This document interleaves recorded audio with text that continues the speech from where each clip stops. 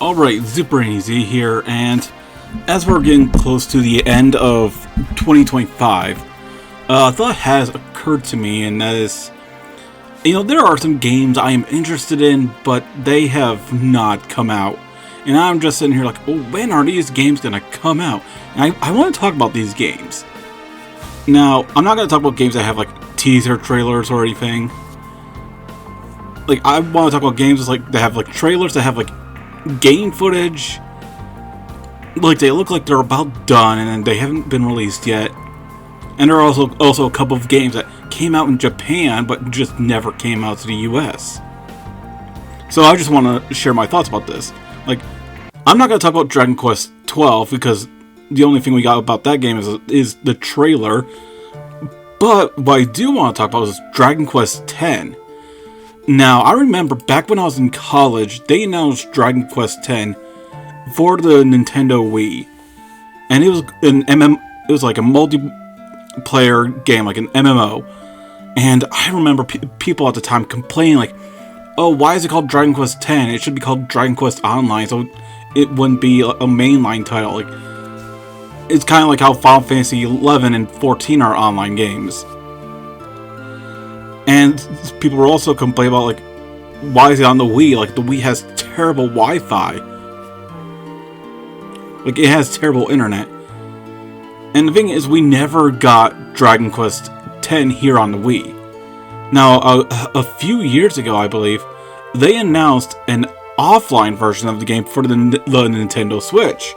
And I was thinking, okay, even if we didn't get the online version that was on the Wii, hopefully they would release the offline version on the Nintendo Switch. Except for the fact that we never got that version. I mean, it came out in Japan in March of 2024, so about a year and a half ago or so. But there's no... we don't exactly have anything on, Dragon Quest X coming out here in the US. And I get the feeling people are going to be complaining, oh, why are you releasing a Switch game when the Switch 2 is out? I don't know, maybe there's, the number of people who want to play Dragon Quest X, like me. I've played almost, every mainline Dragon Quest game from 1 to 11, and the only one I haven't played is Dragon Quest X. And it will really bother me if I'm not able to play this one. And here's another game, Yokai Watch 4. Now here's the thing, I was in my 20s when Yokai Watch came out. I didn't enjoy as much as the Pokemon games.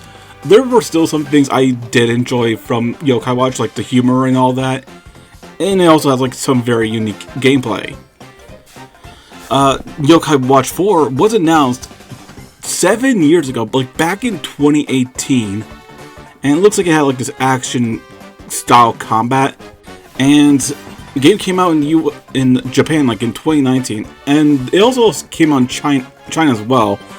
But there's no news of Yokai Watch 4 coming to the US, and I feel like it's probably because Yokai Watch just didn't do as well in the US, they thought they would.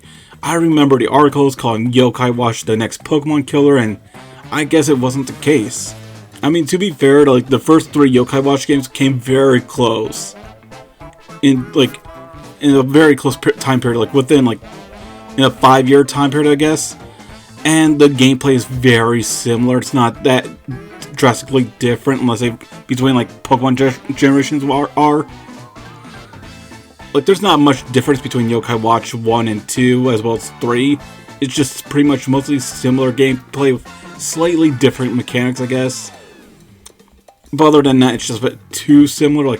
If anything, Yokai Watch is drastically different from the first 3 games. Now, with both Dragon Quest X and Yokai Watch 4, I probably shouldn't be too quick to judge. Maybe there is a slight possibility that either of these games will come to the US. I mean, Dragon Quest VII on the 3DS came out in Japan in 2013 and didn't come to the US until 2016. So maybe there's still a chance for the offline version for Dragon Quest X, but as of Yokai Watch 4, the fact that it hasn't come to the US, and even though it came out in Japan like 6 years ago, it seems unlikely the case. And the creators of Yokai Watch 4 are also right now working on a different project right now, and I'm kind of having, let's just say, I'm not kind of believing that game is coming to the US either. Another game that's kind of in my wish list is a game called Zicatrice. I believe I remember hearing about this game back in like 2023, I believe. It was on David Vink's channel. And when he first talked about it, he kind of compared it to the Megami Tensei series. Although he said the same thing about Mato Anomalies as well. Like, I guess any game with enemy monsters that have like a demonic look to them give that Megami Tensei style to him. And I guess that's why I said the same thing about Zicatrice. And when I first saw a trailer of Zicatrice, I'm like, okay, I'm interested. When is this game going to come out? Well, it came out in Japan back in June of 2023, but there's no mention of it ever coming to the US. And it does mention on Wikipedia that there was discussion of this game coming out to the US. Hopefully, we get some sort of announcement coming out to the US. Because like Zicatrice, I am really interested. I think it's like one of the games I'm looking forward to most. Like, even if I get on the Switch or the PlayStation 4. Now, these next two games I'm going to talk about, they're like, I guess you could say they're like indie games. They're not made by some big company. There are actually two games that are on my Steam wish list. The first one is Pride Into the Void. Now, I actually did play a demo of Pride Into the Void. Jeez, these enemies hit hard, and I just started the game. Is there a way to, like, lower the frickin' difficulty? Cause, god damn.